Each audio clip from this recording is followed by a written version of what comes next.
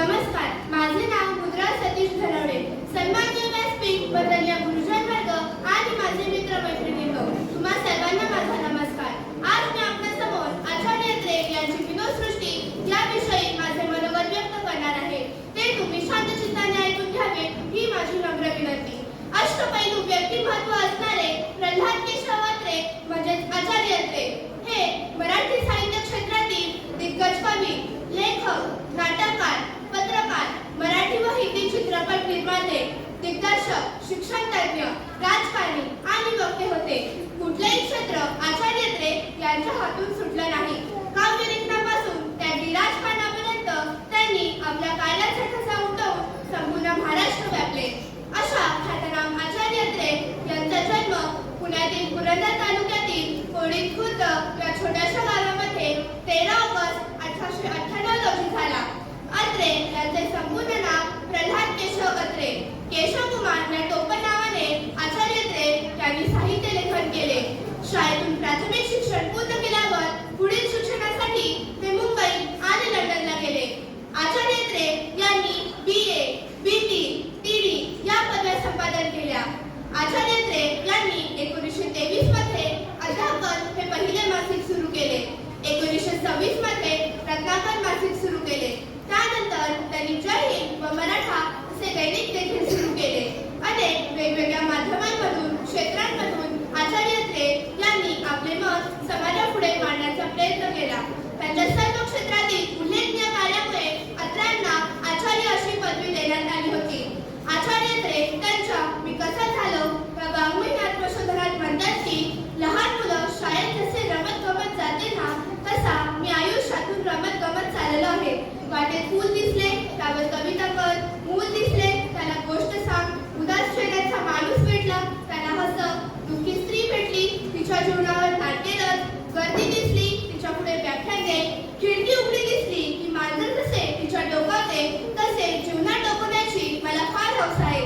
सारे आपल्याला दिसले पाहिजे, सारे समजले पाहिजे आणि सारे आले पाहिजे असे मला वाटते.